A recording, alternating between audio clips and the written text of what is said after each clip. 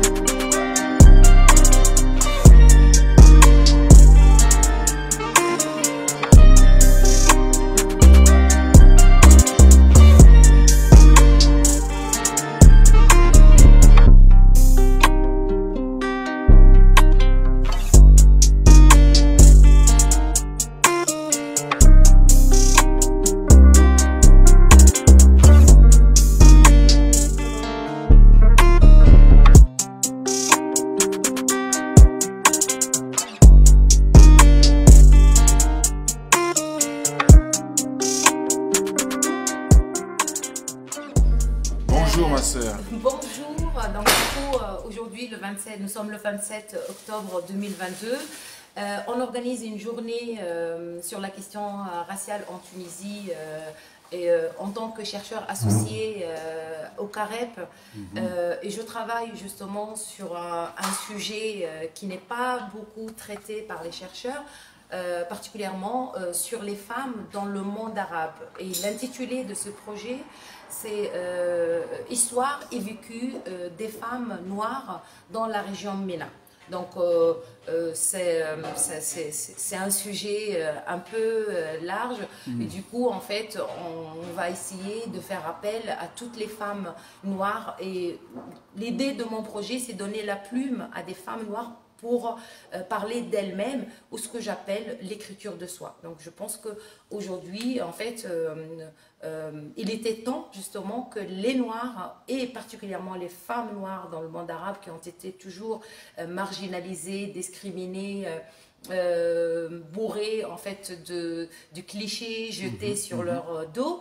Je pense qu'on a pas mal des femmes aujourd'hui intellectuelles qui ont fait les universités, qui écrivent, qui publient, qui sont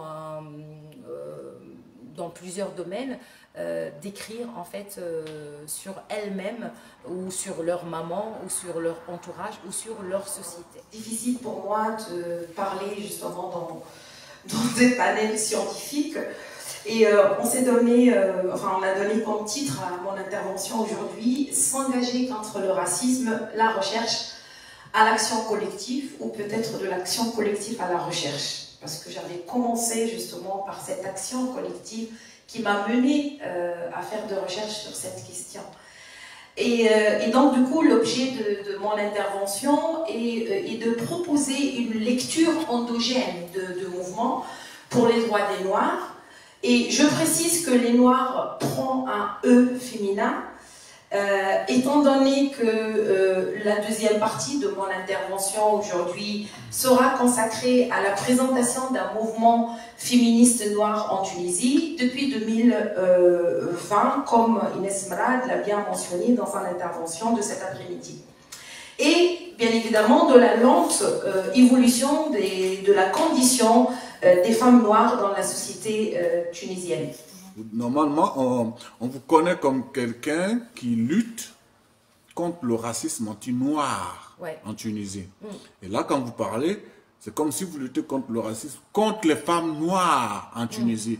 Pourquoi cette précision soudaine? Avez-vous changé d'orientation dans votre lutte ou pourquoi préciser un peu plus? Je pense en fait que le fait de parler des femmes noires, c'est pas parce qu'on s'est déconnecté totalement ou on a démissionné de notre lutte commune, en fait, contre le racisme en soi, que ce soit subi par les hommes, les jeunes masculins ou les femmes. Mais pour nous, en fait, parce que je parlerai dans mon intervention sur comment je suis chercheur femme noire et je travaille sur les femmes noires, quelles sont les limites justement de cette approche, surtout que je suis militante, mais pour nous en fait le fait de créer un collectif c'était comme disait une fois, Fathaï Debj, qui est écrivaine noire, aussi romancière noire et militante, elle disait on écrit parce qu'on est obligé d'écrire de soi ou sur soi. Moi, je ne dis pas que seulement on est obligé, on est dans l'urgence de écrire et de parler de nous-mêmes. Donc, d'abord parce que les femmes sont doublement discriminées, les femmes noires, ou parfois triplement. Si elles viennent du sud de la Tunisie, c'est-à-dire ils sont dans des régions très marginales, dans une société patriarcale, en tant que femme, déjà, il est marginalisé. Rajoutons la couleur, donc du coup, il est encore une fois discriminé parce qu'il est... Et donc, on a vu que c'est vraiment une urgence qu'aujourd'hui, on porte à la surface cette question. Cela ne veut pas dire qu'on se détache ou qu'on a démissionné de la lutte commune contre la cause et la discrimination et le racisme des Noirs, enfin qui est subi par les Noirs en Tunisie, au Maghreb et dans le monde arabe en général. Mais on s'identifie en tant que Noir et les Noirs, la femme noire, elle porte le fardeau aussi des problèmes de toute sa société. C'est pas parce qu'aujourd'hui je parle des femmes, demain un homme noir qui subit le racisme, je veux me taire. Bien évidemment, je vais en parler et je vais me contester et lutter contre toutes ces discriminations.